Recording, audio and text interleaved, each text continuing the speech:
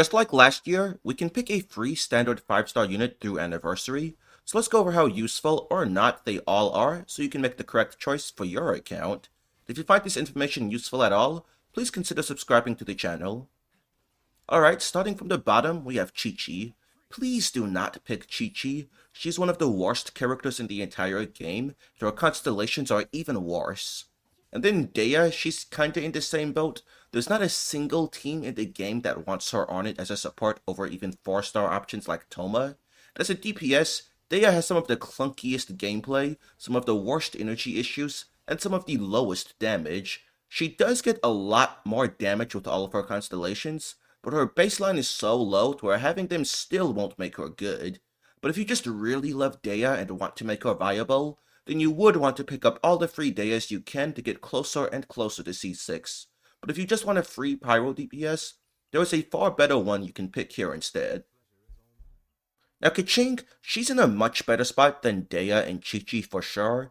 Innefa lunar-charged teams were a pretty big upgrade over her outdated aggravate teams. DPS standards have simply gone up way too much for aggravate to keep up. But if you have Innefa, you can use Keqing as your on-field electro and lunar-charged and have a decent team. Nothing too impressive, but good enough to be viable.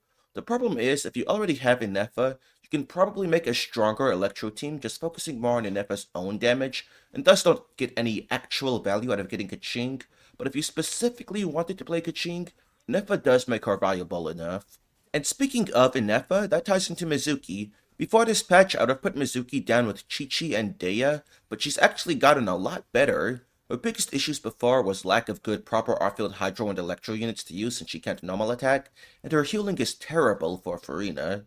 But now we have Innefa as a far stronger Electro than previous options while not needing normal attacks, and we're also getting Aino as a better option than C0 Furina.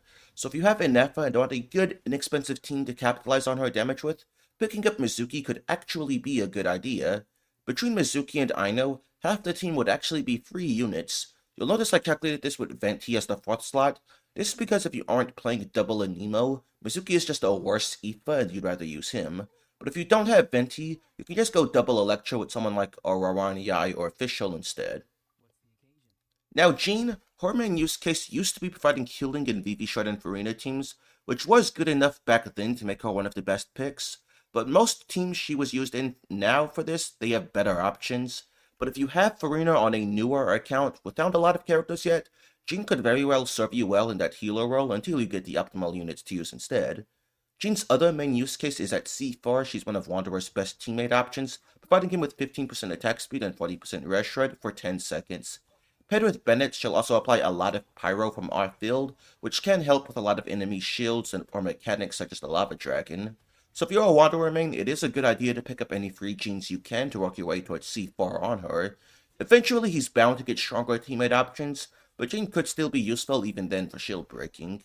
Next we have Diluc. He could actually be legitimately really good for a free unit. In his premium team of Citlali, Jianyun, Bennett, he's actually pretty close in power level to all the other top Pyro DPS, excluding Mavwika of course. If you don't have these premium supports for Diluc, or you just do not enjoy Plunge, he will lose a lot of power, but once again, things go back to Innefa, as she allows Diluc to be played in an overvape team of Innefa, Furina, Bennett, that's actually pretty good. You can even use Aino instead of C0 Furina and not lose out on too much damage while having half of your team be free units. So if you don't already have a good Pyro DPS, I'd say Diluc is actually one of the best characters you can get, as long as you can build or work your way towards building his optimal teams. Likewise, Tighnari can also be a great pick if you like a good Dendro DPS.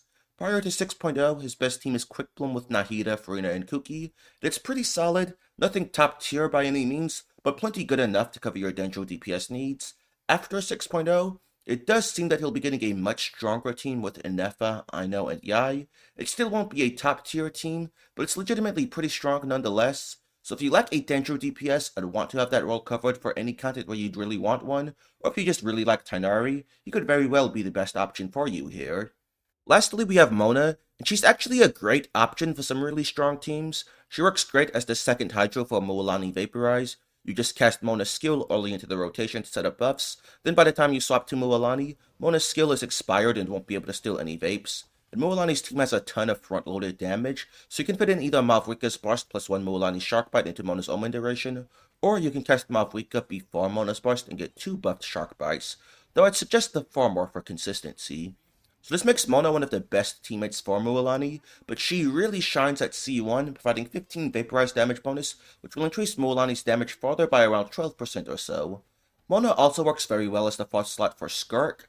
Shenhe is certainly better, but if you don't have her, the team is still absurdly powerful with Mona, and she's free, so if you already have Farina and Escoffier for Skirk, you can just pick up your free Mona and have the team set for life.